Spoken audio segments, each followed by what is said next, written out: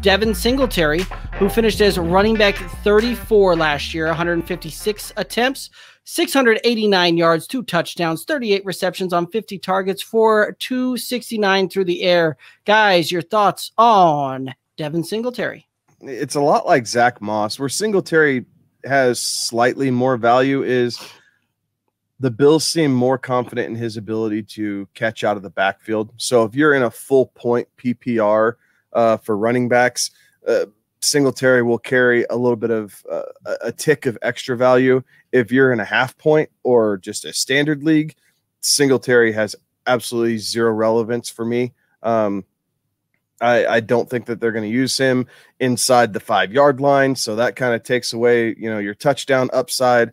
And more often than not, what we've seen from Josh Allen in this Bills offense is the check down is the absolute last resort, even after Josh Allen taking off and running with the ball.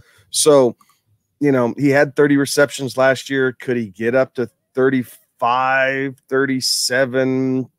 Maybe, depends on how they're trying to add some wrinkles to the offense, but he doesn't do it, guys. 2 years ago, he was the rookie to have, right? Like everyone thought Devin Singletary was going to come in and just take it by storm. And it didn't really happen. And then last year, they're like, well, they drafted Zach Moss, but Devin Singletary is the guy. Devin Singletary, through the first half of last year, averaged a snap count percentage of about 72% of the snaps he was on the field for last year, the first half of the season. Now, Moss was a little dinged up and everything else, but once Moss was healthy, guys, this was a true split backfield. Both of them had about a 47% snap share. Neither one of them did anything wild and wonderful.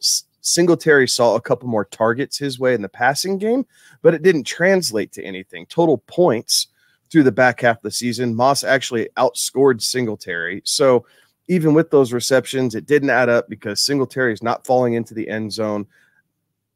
And it's just a situation that I'm really going to try to avoid. Like there's just when we're talking that late, there's other players that have some more upside that I can take a flyer on that I feel like could add true value to my fantasy team that neither one of these Bills running backs are really doing for me. Cosign. Besides the cosign, I feel the pain on this one. I probably have him in close to 40% of my dynasty rosters. And I thought, not because I love him, but I got him where I had to. And I agreed with what Kevin said. The narrative was that when they drafted Zach Moss, people still thought Singletary was going to be the lead back. And that first part of the year, he was, like Kevin just said, he was getting the shares, the target, the snap percentage, but then it was a 50-50 shot. But the one thing I want to add, I am a little bit worried. I don't want a part of either of this backfield, but how much is Matt Breida going to get a run in the passing game on third down too? He's not going to a lot. He's going to get a little bit enough to scare some people even further away. What is interesting is actually these two guys are going almost back to back in drafts right now. When you look at it, you have Zach Moss going at running back 37 off the board, Devin Singletary going as running back 38 off the board. Is there any chance when it gets down there that you guys are taking the shot on either one of these guys? You have a couple of guys behind them being drafted, just a couple of running back spots behind that, and Gus Edwards and Nyheim Hines. Any chance you guys are taking a shot on Zach Moss or Devin Singletary with that ADP? As an absolute last resort, maybe. I'd really have to talk myself into it. After the year that I had with those two last year, it's 1,000-foot pole with me and these two running backs. I'd say no. There's too many other guys that I'd rather have a small piece of, depending on what's going on. Nyheim Hines is the guy that you referenced.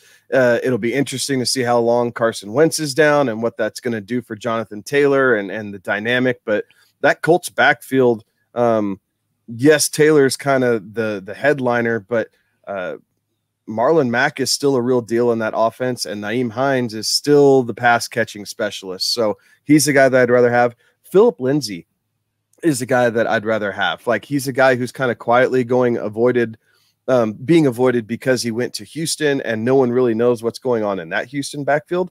I think Philip Lindsay's going to end up being kind of that lead back in Houston by the time the season's done and over with. So if I can wait an extra round, and instead of grabbing Singletary or Moss, I can then grab Latavius Murray or Philip Lindsay, I'd rather wait that round and grab Latavius Murray or Philip Lindsay, because I think that their overall upside will at least give me a safer floor to play if injuries strike my team or bye weeks hit in a certain way, whatever that looks like.